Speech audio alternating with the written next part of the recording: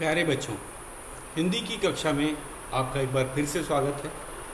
जैसा कि आपको पता है, आज हम अपना 7वां पाठ दो बैलों की कथा का पठन और व्याख्या करेंगे। तो आज हमारा रहेगा पठन और व्याख्या।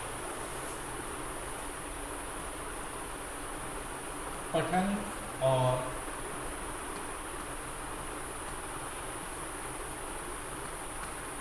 व्याख्या। तो अर्थ भी समझाया जाएगा। इस पाठ में बड़े नए शब्द भी आए हैं। तो ये कहानी है, जैसे कि आपको पता ही है, शीर्षक में भी लिखा है दो बैलों की कथा। तो ये कहानी दो बैलों की है और वे कैसे एक दूसरे से प्यार करते थे और अपने मालिक को भी वे चाहते थे। तो इसी कहानी को आगे पढ़ते हैं आज, और हम जानेंगे जो पशु होता है वो प्यार का भूखा होता है। उसे भी सोचने समझने की शक्ति होती है, क्षमता होती है, और हमें खासकर पशुओं के साथ अच्छा व्यवहार रखना चाहिए। इस पाठ से हमें सीख भी मिलेगी। तो करते हैं पाठ की पठन और व्याख्या। झूरी के पास दो बैल थे, हीरा और मोती। दोनों डील डॉल में ऊंचे, देखने में सुंदर और काम में चौकस। साथ साथ रहते रहते दोनों में भाईचारा हो गया था। वे बिना कुछ कहे एक दूसरे की मन की बात समझ लेते थे। झूरी उनका बड़ा ध्यान रखता था, वे भी झूरी को बहुत चाहते थे। तो बैलों का नाम है हीरा और मोती, उनके मालिक का नाम है झूरी। और चौकस का मतलब जो बैल थे काफ़ी सुंदर थे, देखने में ऊंचे थे, सुंदर भी थे, और काम में चौकस मतलब काम में ठीक थे, निपुण थे, सावधान रहते थे, अपने काम के प्रति भी लापरवाह नहीं थे।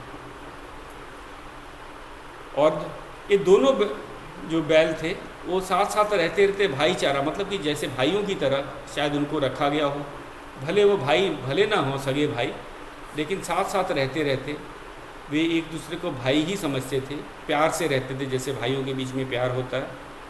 और यहाँ तक कि एक दूसरे के मन की बात भी समझ लेते थे। जब हम किसी व्यक्ति को अच्छी तरह से पहचानते हैं तो उसका चेहरा या हाव भाव देख करके ही हम उसके बारे में जान जाते हैं कि वे उसे क्या चाहिए, खुश है, दुखी है, या वह उसके मन में क्या चल रहा है, ये सब बात हम जान जाते। और झूरी उनका जो मालिक था बड़ा उनका ध्यान रखता था, और जैसे कि हर पशु भी अपने मालिक को प्यार करते हैं, वैसे ये दोनों बैल हीरा और मोती भी उन्हें प्यार करते थे।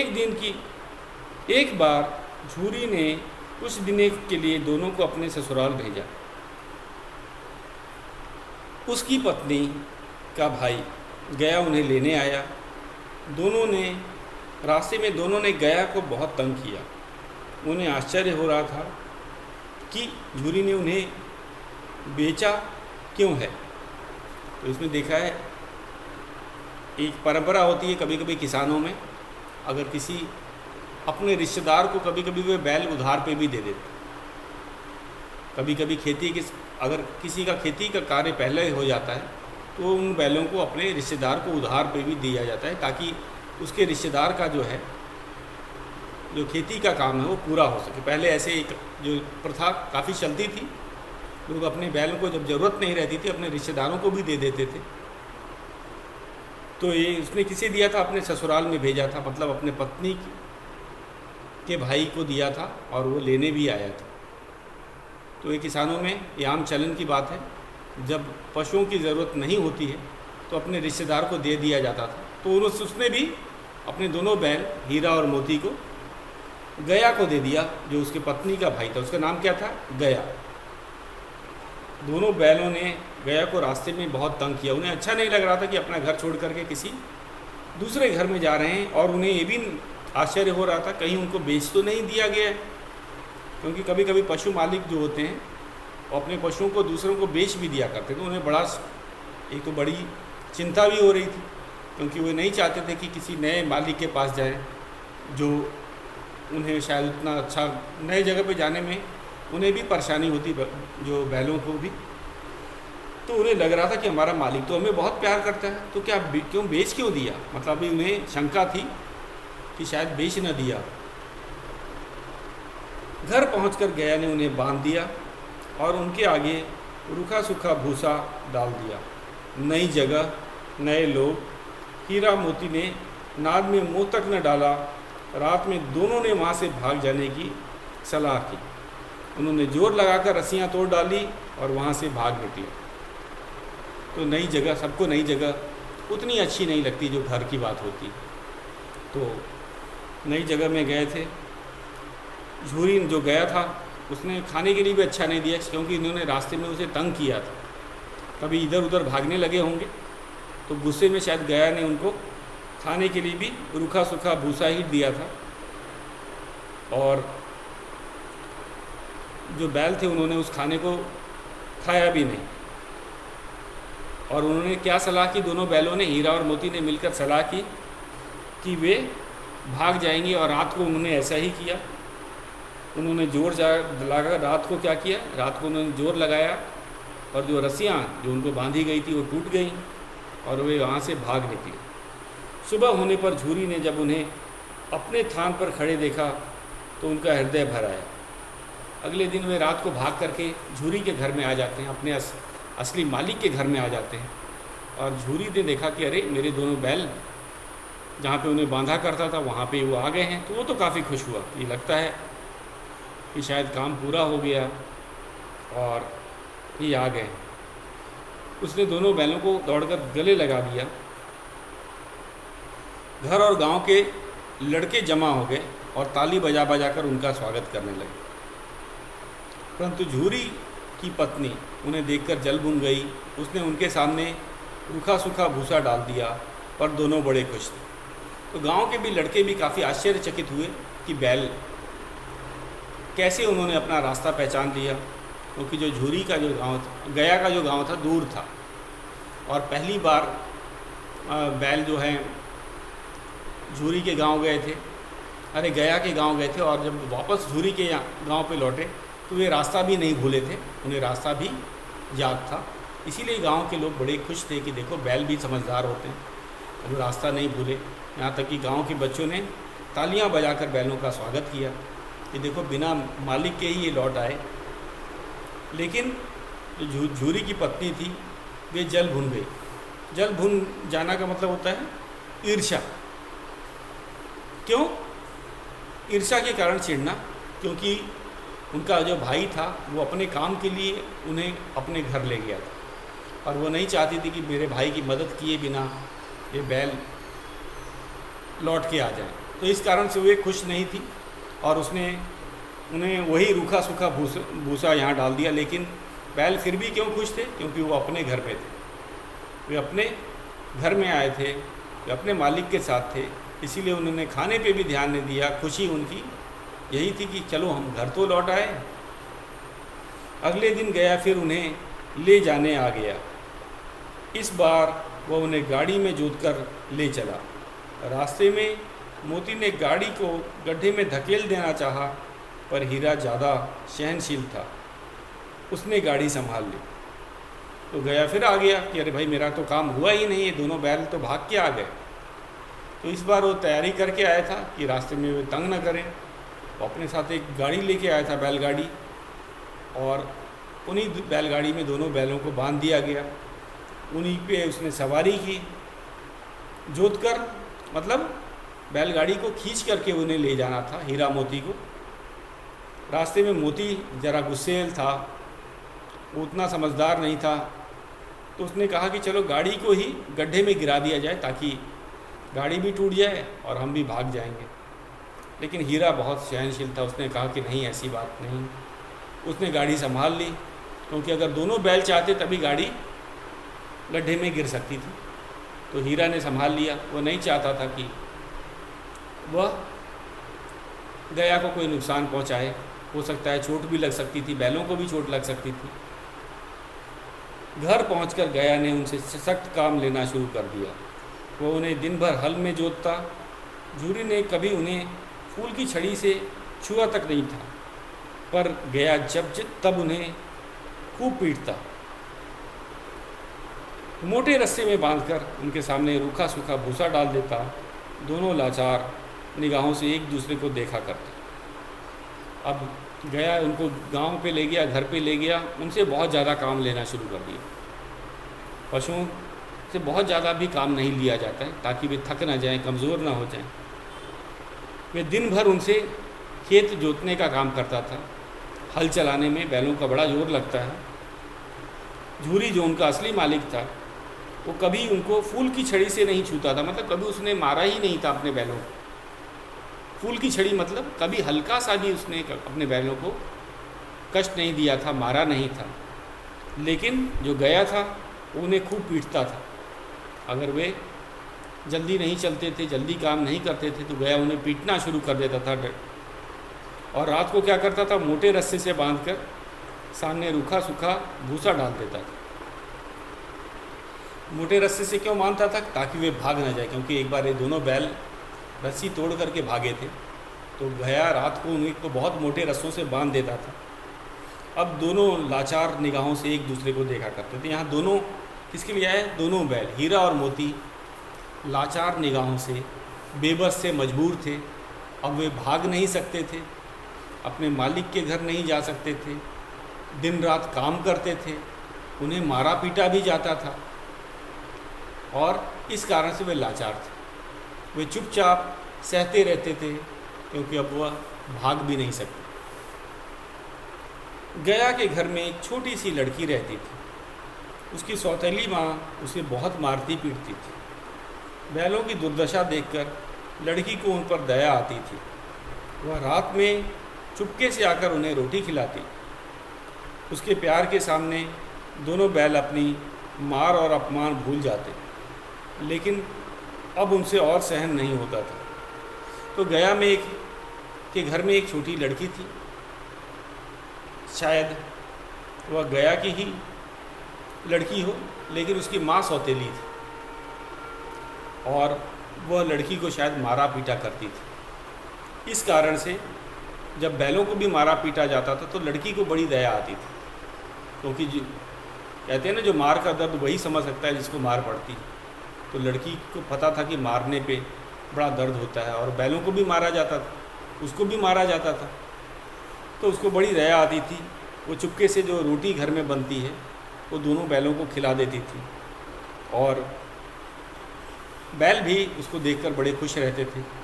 उसके प्यार के आगे वे भी अपनी जो मार और जो अपमान होता था उसको भूल जाते थे कुछ देर के लिए, जब तक वो साथ रहती थी।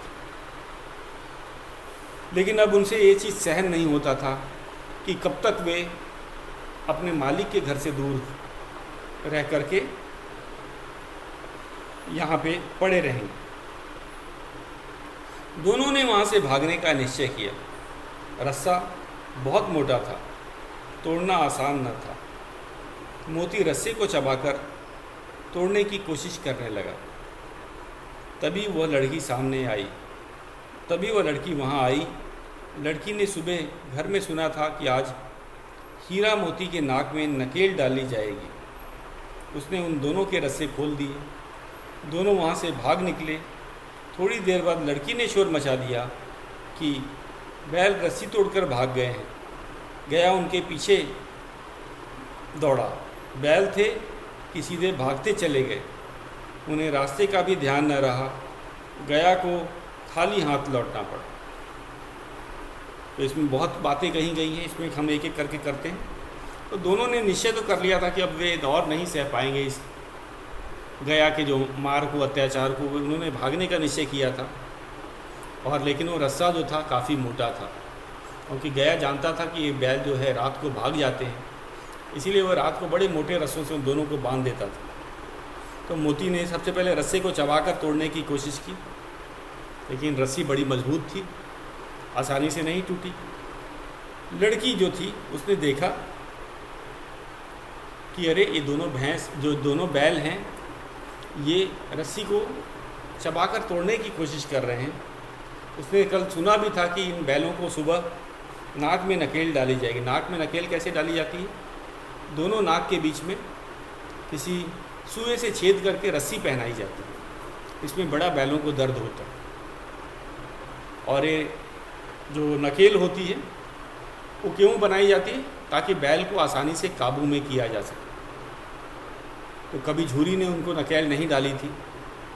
ये जो नकेल डालने का जो तरीका है बहुत ही दर्द भरा होता है। इसमें एक लोहे के सुई को नाक के दोनों जगह जो होता है उसके बीच में डाला जाता है। इससे नाक में छेद हो जाता है और फिर उस छेद में रस्सी डाल दी जाती है। और जब उस रस्सी को खींचते हैं तो नाक में बड़ी तेज़ दर्द होता है बैलों को, तो बैल काबू में आ जाते हैं। तो ये बड़ा, लड़की ने भी सुना था कि सवेरे तो इनके नकेल डाली जाएगी, इन्हें बड़ा दर्द होगा और बेचारे ये रस्सी चबा रहे हैं, तो शायद ये भागना चाहते हैं, रस्सी को तोड़ना चाहते हैं। तो उसने दोनों की रस्से उसने खोल दी। लड़की समझदार थी, वो नहीं चाहती थी कि बैलों के नाक में नकेल डाली जाए। उसने भगाने का निश्चय कर लिया। दोनों जैसे ही रस्सी खुला दोनों बैल भाग भी गए। थोड़ी देर के बाद उसी लड़की ने शोर मचाया कि बैल जो है रस्सी तोड़कर भाग गए। कारण क्यों थे? वो नहीं चाहती थी कि रस्सी खोलने के कारण उसकी पिटाई हो। लड़की भी समझदार थी, वो जानती थी अगर घर वालों को, खासकर सौतेली माँ को पता चल गया कि उस लड़की ने बैलों के रस्से खोल दिए हैं और बैलों को भगा दिया है, तो उसकी बहुत पिटाई हो जाती। तो इस पिटाई से बचने के लिए उसने क्या किया होगा? जब बैल अच्छी दूर तक भाग गए, उन्हें समय मिला भागने का, तो उसने, लड़की ने खुद ही शोर मचा दिया, देखो देखो बैल तो भाग गए, रस्सी को तोड़ के भाग गए, ताकि कोई उस पर शक न करे, क्योंकि उसने तो लोगों की मदद की, ताकि गया या उसकी जो लड़की की सौतेली माँ है उसके ऊपर कोई शक न करे कि बैलों ने तो रस्सी खुद ही तोड़ ली है और भाग गए हैं। बल्कि छोटी लड़की ने तो उनकी मदद की, लोगों को बताया कि बैल रस्सी तोड़ करके भाग गए, जाके पकड़ लाओ। गया भी दौड़ता है उसके पीछे, और लेकिन बैल जो थे काफ़ी डरे हुए, तो सीधे बड़ी तेज़ भागे। इतना तेज़ भागे कि बैल भी अपना रास्ता भूल गए।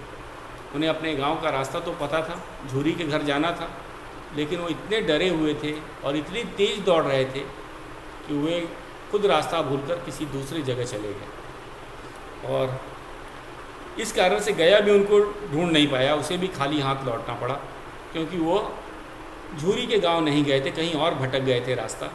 गया तो झूरी का गांव पहचानता ही था, वह वहाँ गया लेकिन उसे रास्ते में ही नहीं दिखाई दिए, तो वह खाली हाथ उसे लौटना पड़ा। मतलब वो बिना बैलों के ही वापस अपने घर आ गया। हीरा और मोती ने आज़ादी की सांस ली। अब वो पहली बार आज़ाद हुए थे और आज़ादी का महत्व वे जान रहे थे। रास्ते में उन्हें एक सांड मिला। सांड हीरा मोती की ओर लपका। तो सांड ज़्यादा खतरनाक होता है बैलों से, आपको पता ही है। वह दोनों पे लपका, मतलब आक्रमण करने की, उनको घायल करने की कोशिश में था। दोनों के होश उड़ गए, वो डर भी गए, क्योंकि कहीं सांड उन्हें घायल ना कर दे। वो तो भाग के आए थे, पता चले यहाँ और ख़तरे में पड़ गए। भागना बेकार था, इसलिए दोनों ने हिम्मत से काम लिया। अब वो भाग भी नहीं सकते थे क्योंकि सांड बहुत पास आ गया था। अब उनके पास भागने का भी समय ख़त्म हो गया था। सांड ने हीरा पर वार कर दिया, तो मोती ने पीछे से उस पर सींगों से चोट की। सांड मोती की ओर पलटा तो हीरा ने उस पर सींग चला दिए। सांड घबरा गया, दोनों ने मिलकर उसको जख्मी कर दिया। सांड भागा, हीरा मोती ने दूर तक उसका पीछा किया। सांड बेदम होकर गिर पड़ा, दोनों ने उसे छोड़ दिया। तो यहाँ पे दो बैल थे, दोनों बहुत ही तंदुरुस्त थे, बहुत शक्तिशाली थे दोनों बैल। हाँ, एक बैल होता तो शायद सांड उन्हें हरा देता। कहा भी जाता है एकता में बल होती है। तो जब वो हीरा को मार रहा था तो मोती ने सांड को सींग से मारा, और जब वो मोती की तरफ गया तो हीरा ने सांड को मारा। अब दो थे, अब वो किसको मारे उसका ध्यान भटक गया था। सांड घबरा भी गया था कि ये दोनों बैल मिलकर कहीं उसे मार ही न डालें। तो दोनों ने मिलकर उसे जख्मी कर दिया, जगह जगह उसके चोट लग गई थी, क्योंकि अगर वे जख्मी ना करते तो शायद वो दोनों में से किसी एक को तो मार ही देता। हीरा मोती ने दूर तक उसका पीछा किया, उसको काफ़ी दूर तक दौड़ाया ताकि वह उनके रास्ते से चला जाए। और सांड भी डरा हुआ था, काफ़ी तेज़ दौड़ा। दौड़ते दौड़ते वह बेदम होकर गिर गया। दौड़ने से इतना थकावन आ गया किसको, सांड को, कि वह गिर पड़ा। जब वह गिर पड़ा तो दोनों ने उसे छोड़ दिया कि अब ये कमज़ोर हो गया है, अब तो ये उठ नहीं पा रहा है, गिर भी गया है, अब ये हमें नुकसान नहीं पहुंचा सकता। दोनों ने उसे वैसे ही छोड़ दिया। दोनों आगे चले तो रास्ते में मटर का खेत दिखाई दिया। भूखे तो थे ही, हरी हरी मटर देखकर उनकी भूख और बढ़ गई। वे खेत में घुस गए और लगे मटर खाने। तभी खेत के रखवालों ने उन्हें देख लिया।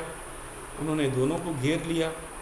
हीरा तो भाग निकला और मोती का खुर कीचड़ में धंस गया। वह न भाग सका। उसे संकट में देख हीरा भी वापस आ गया। दोनों को पकड़कर कांजी हौज में बंद करवा दिया गया। तो उन्हें ढंग से खाना भी नहीं मिला था।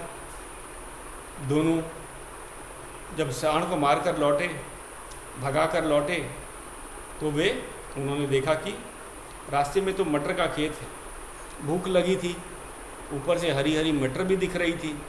उनकी भूख और बढ़ गई और वे बिना कुछ सोचे समझे खेत में घुस गए और मटर खाने लगे। खेत के रखवालों ने देखा, अरे उनके खेत में तो 2 बैल आए हैं, तो उन्होंने उन्हें घेर लिया।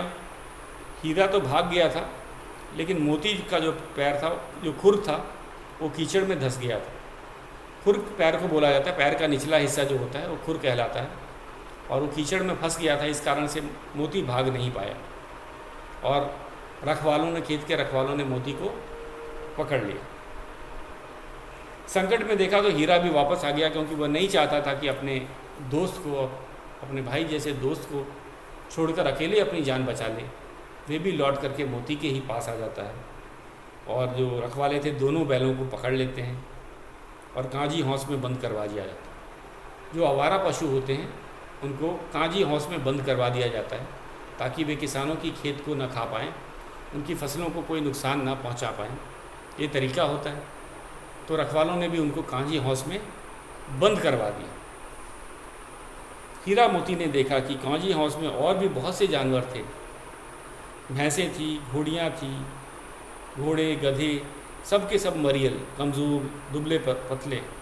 सारा दिन हीरा मोती को खाने पीने को कुछ न मिला। रात हुई। मोती ने हीरा से कहा, दीवार तोड़कर बाहर निकल चलते हैं। उसने सींग से दीवार पर चोट मारनी शुरू की। 2-4 चोटों में ही थोड़ी सी दीवार टूट गई। उसका उत्साह बढ़ा। उसने दीवार की ओर और ज़ोर से धक्का मारा। आधी दीवार गिर गई। तो उन्होंने देखा कि इसमें तो बहुत से जानवर बंद हैं और सारे के सारे जितने भी जानवर थे, चाहे वो घोड़ा हो, गधा हो, भैंसें हों, सब के सब कमज़ोर थे, दुबले पतले थे। क्यों? क्योंकि उनको खाना नहीं दिया जाता, उन्हें बहुत कम खाना दिया जाता था। तो हीरा मोती ने क्या किया, वो दीवार तोड़ करके भागना चाहते थे और दीवार जो टूट भी गई। उन्होंने ज़रा सा प्रयास किया, ज़रा सी दीवार टूटी, और प्रयास किया तो आधी दीवार गिर गई। तो आधी दीवार गिर जाने पे, दीवार गिरते ही घोड़े, घोड़ियाँ, भैंस और बकरियाँ भाग गई। तो अंदर जो अन्य जानवर थे वो भी अपना जान बचाकर भागे, क्योंकि अंदर उनका कोई ख्याल नहीं रखा जाता था। मोती ने गधों को भी सींग हिला हिलाकर भगा दिया। गधे शायद नहीं भाग रहे थे, उनको भी डरा करके उसने भगा दिया कि भाग जाओ यहाँ से, ये अच्छी जगह नहीं है। पर हीरा भाग चलने को तैयार ना हुआ। उसने मोती से कहा कि वह भाग जाए, पर मोती अपने मित्र को छोड़कर नहीं जा सकता था। वह भी हीरा के पास आकर लेट गया। उन्होंने दीवार तो तोड़ दी, सभी जानवरों को भी भगा दिया, लेकिन हीरा बहुत समझदार था, वह चोर की तरह भागना नहीं चाहता था। तो मोती भी अपने दोस्त को अकेला मुसीबत में छोड़कर नहीं जाना चाहता था। वह भी जाके उसके पास ही लेट गया। सुबह होते ही कांजी हौस में खलबली मच गई। क्यों? क्योंकि अब कोई जानवर बचा ही नहीं था, सभी भाग गए थे। हीरा मोती को मोटे मोटे रस्सों से बांध दिया गया और मरम्मत हुई, सो अलग, मतलब मरम्मत यहाँ पे पिटाई सी की गई। काजी हाउस वाले बड़े दुखी हुए, कहे कि इन्होंने दीवार गिरा दिया, दीवार गिरा करके भी जानवरों को भगा दिया और खुद बैठे हुए हैं। तो उन्होंने उन्हें खूब मारा पीटा भी होगा। एक सप्ताह तक उन्हें तिनका तक भी खाने को न दिया गया। एक सप्ताह तक उन्हें भूखा रखा गया। बस दिन भर में एक बार ज़रूर पानी देते थे। पानी क्यों देते थे कि अगर पानी नहीं दिया तो पशु मर जाएंगे, तो खाना तो बंद कर दिया, पानी देते थे दिन में एक बार। दोनों इतने कमज़ोर हो गए कि उनसे उठा नहीं जाता था, उनकी हड्डियाँ निकल आई थी। खाना नहीं मिलने के कारण एक हफ्ते में वे काफ़ी कमज़ोर हो गए थे। अब वो उठ भी नहीं पा रहे थे, उनकी जो शरीर की हड्डियाँ थी नज़र आ रही थीं। एक दिन काजी हाउस वालों ने हीरा मोहसिन को नीलाम कर दिया। लाल लाल आँखों वाले दढ़ील आदमी को देखते ही दोनों के दिल कांप उठे। वो आदमी उन्हें लेकर चल दिया। रास्ते में गाय बैलों को मज़े से जुगाली करते देख उन्हें अपनी दशा पर दया, रोना आ रहा था। तो उन्होंने काजी हाउस वालों ने उन्हें नीलाम कर दिया। नीलाम में जो अधिक पैसा देता है उसे वो जानवर दे दिए जाते हैं। यही रिवाज है काजी हाउस का। तो एक आदमी जो दाढ़ी वाला था उन्हें लेकर जाने लगा। उसकी आंखें काफ़ी लाल थी। वे काफ़ी डर गए थे क्योंकि शायद वो कसाई था। कसाई जो होता है पशुओं को काट देते हैं, मार देते हैं।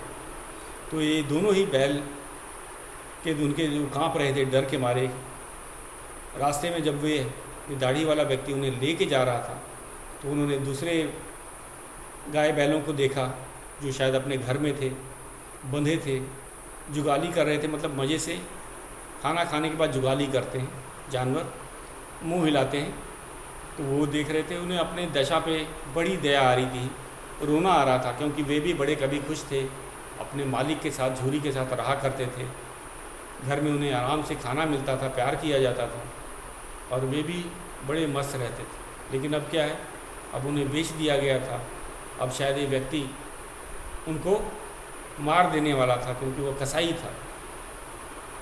तभी दोनों को लगा कि रास्ता तो जाना पहचाना है, वही खेत, वही बाग, वही गांव जिस रास्ते से गया उन्हें ले गया था। हमारा घर पास ही है। ऐसा सोचते ही दोनों की चाल तेज हो गई, सारी कमज़ोरी गायब हो गई। दोनों ने न जाने कहाँ से दम आ गया और तेज़ी से भागे। रास्ते में वे इन्होंने देखा कि ये तो रास्ता जाना पहचाना है और वे जान गए थे कि ये तो रास्ता है, झूरी के गांव से गया के गांव जाने का रास्ता है। तो समझ गए और वापस उनमें जोश आ गया था। अब वो तेज़ चलने लगे थे। उनकी जो कमज़ोरी थी गायब हो गई थी क्योंकि उन्हें अब उम्मीद थी कि अगर वे भागेंगे तो झूरी के पास ज़रूर पहुंच जाएंगे